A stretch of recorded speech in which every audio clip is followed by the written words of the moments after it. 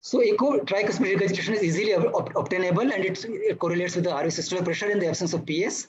So what is the difference between this TR and this TR? Both are severe PH patients, for example. So this is obviously a low dP by dt. So this is RV dysfunction with TR, because the rate of rise of, you can calculate dP by dt from this, and you have RV dysfunction. Now another question, when do you have PH with the RV velocity of 2 meters only? So you have RV saying 2 meters, but patient is PH. 2 to 4 into 2 is about what, 16, 18? When can then still mean PH? So that could still mean PH if the RA pressure is 30. So that could still translate to PH.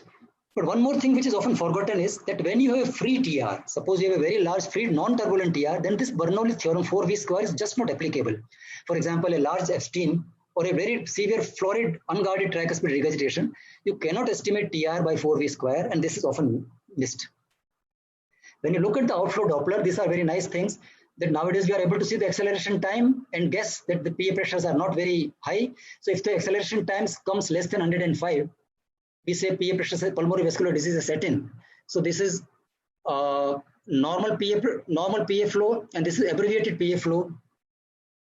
Interestingly, people say that if you find a notch in the RV, in the PA Doppler, that is suggestive of post-capillary, that's suggestive of pre-capillary PH. That means some notch like this is telling you that the pulmonary vascular resistance is high.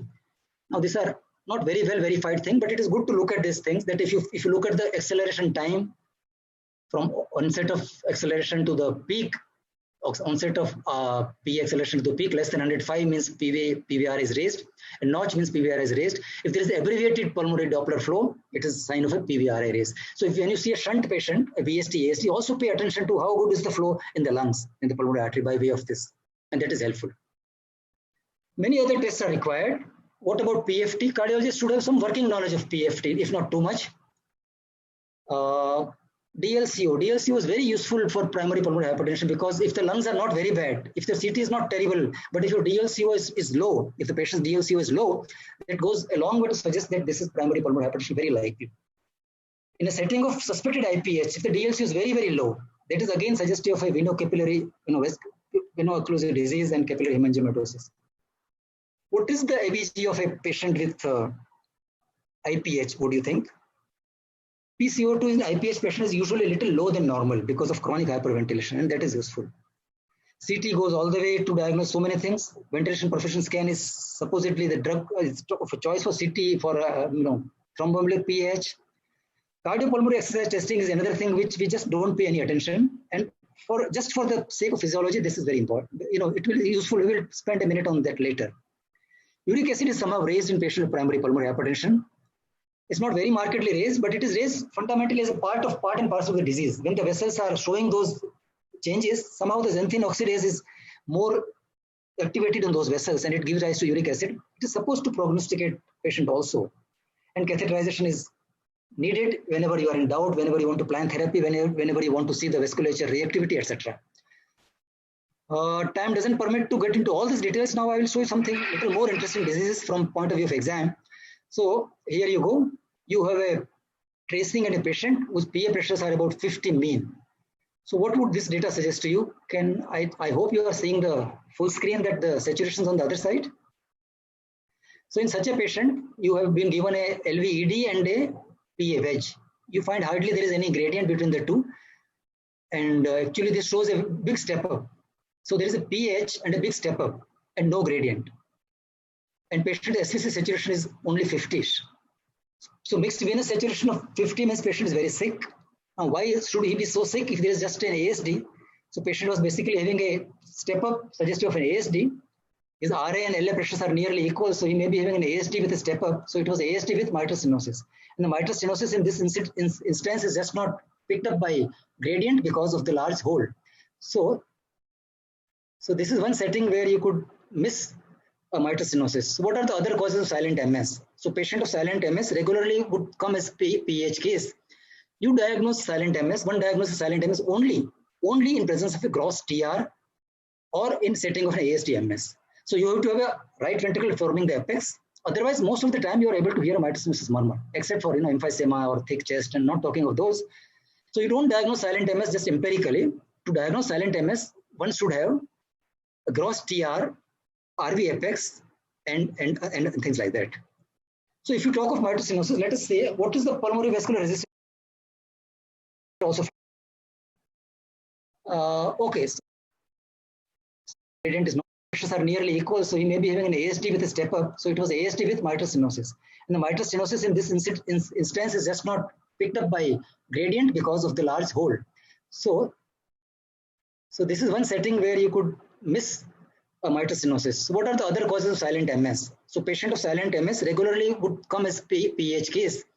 You diagnose silent MS, one diagnoses silent MS only in presence of a gross TR or in setting of an ASD MS. So you have to have a right ventricle forming the apex. Otherwise, most of the time you are able to hear a mitral stenosis murmur, except for emphysema or thick chest, and not talking of those.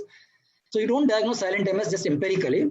To diagnose silent MS, one should have a gross TR, RV apex, and things like that. So if you talk of mitral stenosis, let us say, what is the pulmonary vascular resistance in mitral stenosis patient? In a mitral stenosis patient, you have a wedge pressure of, say, let us say 30. What will be the PVRI? And what is the pathological finding in? What if you see the lung on a unfortunate autopsy of mitral stenosis? What shall we find? You can jot your answers. So mitral stenosis patients are of two types. Some of them have just no raised PVRI. That means whatever is the LA pressure is reflected in the pulmonary diastolic pressure. Diastolic pressure gradient is not very high. Whereas there are some reactors in which you have regularly seen patients with mitral stenosis suprasystemic PA pressures. So what is their PVRI? Their PVRI goes in the range of 25, 27, 30 even, or anything. So they are not garden variety. And what happens to this PVRI once we open the mitral valve? In other words, what is the pathology finding in the lungs? If it was irreversible, it would not come down. Whereas we regularly find, for all practical purposes, it by and large settles down. There is one study from Chitra which says a few percentage, maybe 10%, it does not settle down. So the pathological changes in mitral stenosis do not go to grade 5 or 6.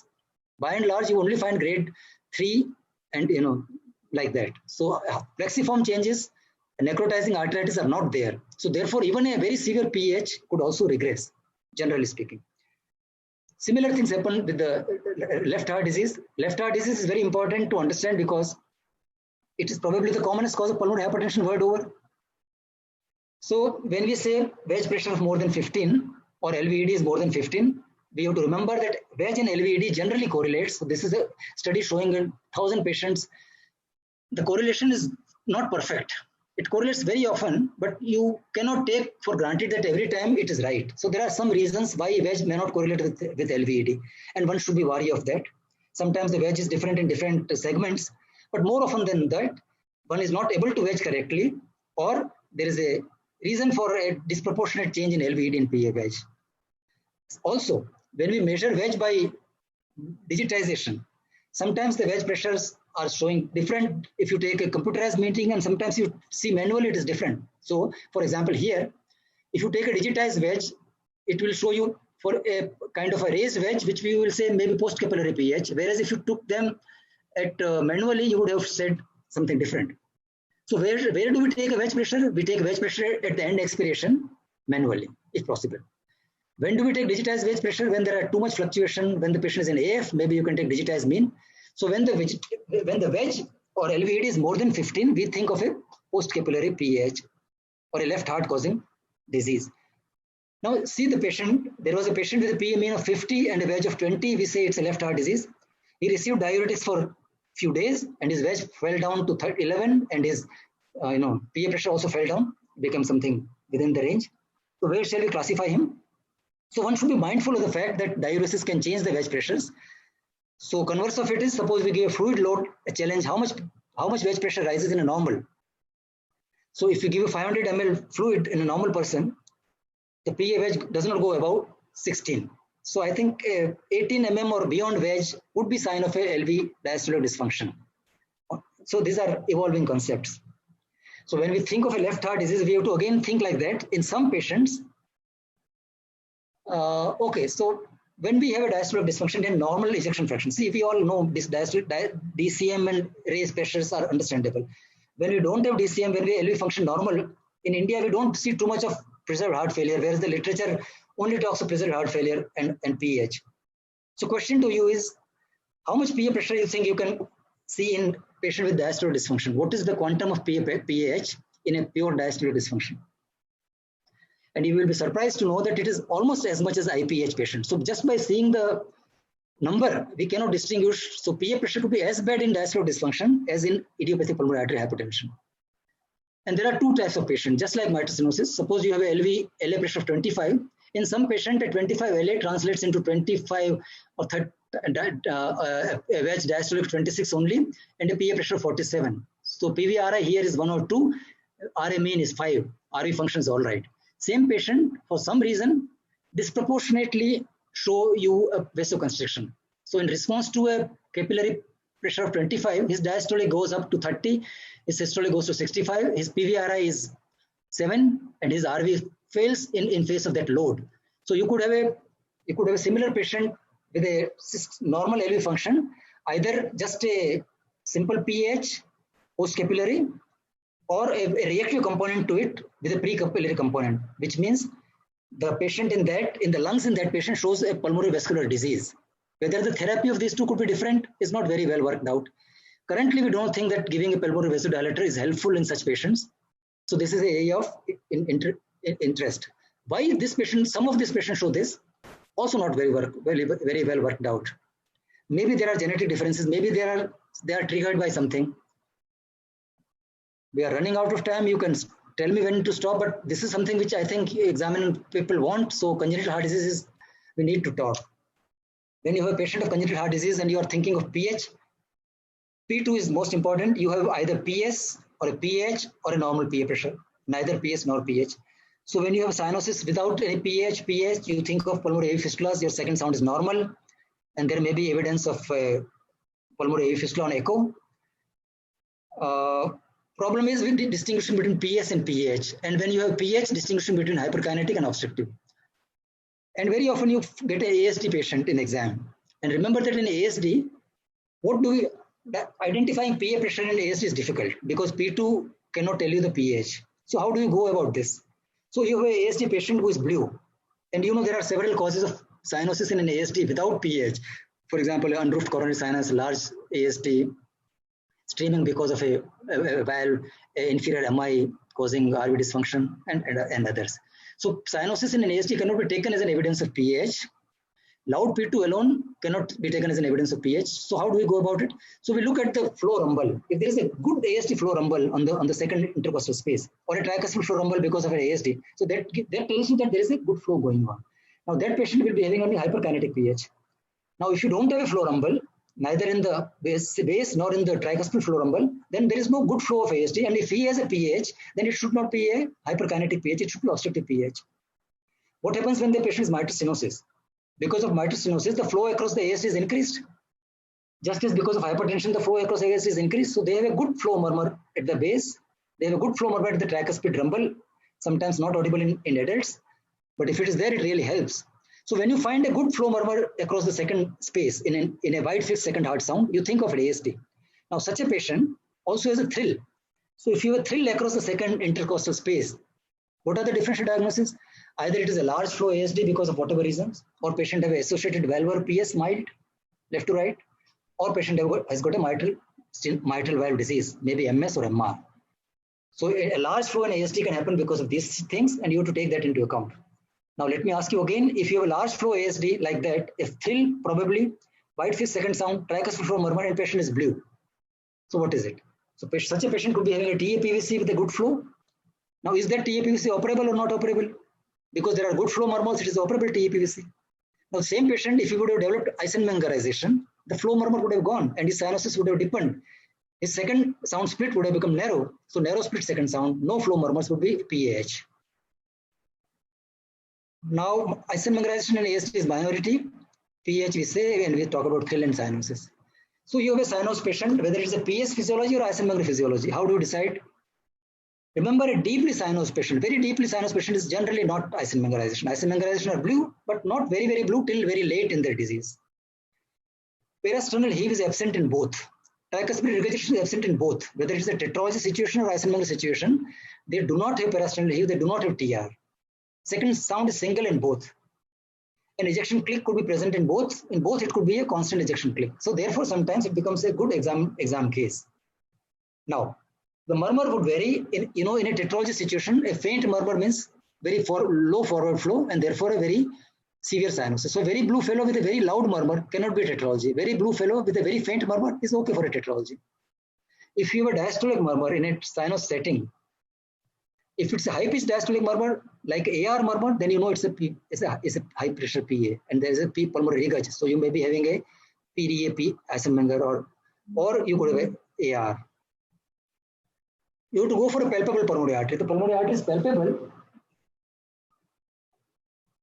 So palpable pulmonary artery is the only thing, but if you have palpable pulmonary artery, that means a palpation in the second space, there is one caveat. And what is that caveat? Some of the congenital heart disease, for example, corrected transposition, aorta is there. So how do you distinguish a palpable aorta from a palpable pulmonary artery? A corrected transposition aorta palpable usually is a little higher, a little lateral. And once the possibility of corrected transposition is kept, other things fall in place. So by and large, a palpable pulmonary artery, lack of murmur, and a mild cyanosis will favor a Eisenmenger. And peristernal heave will be minimum. Now, when they start getting TR, they can get pulmonary, or they have severe volume load for whatever reason, AR, PR, then they can get a peristernal heave also. So you have a Eisenmenger could be a VSD, ASD, or PDA. I hope none of you now think that VSD Eisenmenger is first decade, second decade, third decade. All that is completely incorrect. Eisenmengerization happens. This we have repeated n number of times. Eisenmengerization happens very early in life. Patient may present. This was Paul Wood wrote in his article that they presented in such and such decade, but that does not mean Eisenmengerization happens like that. All congenital heart disease patients, onset of Eisenmengerization is very early, and they must be operated in the infancy or before 2 years of age. Just for completion, 50% of VSDs get Eisenmengerized, 10 to 20% of ASDs might get Eisenmengerized. What is a large VSD? When it is larger than aortic, and they only get Eisenmengerized. What is a large PDA? About 8 millimeter, and a large ASD is beyond 2 centimeter. PDA, VSD, Eisenmengerization do not develop heart failure till very late, whereas pre-tricuspid ASD develops heart failure even earlier. So in a ASD patient, the PA pressure need not be systemic. It may be subsystemic, and patient may still develop heart failure because the septum is intact, because the RV alone faces the load. Peristernal heave could be there in ASD, and the second sound is the whole key. Single second sound means VSD, split second sound means PD Eisenmenger, and fixed narrow second sound means ASD. Now this thing also has limitations. You could quote that not every PDA had a normal split second sound, not every VSD had a single second sound, but for all practical purposes, it works this way, and it generally is okay. Generally, PR is a sign of dilated PA, more often seen in PDA, and that PR patient in a PDA could have wide collapsing, wide pulse outside, masquerading as TR.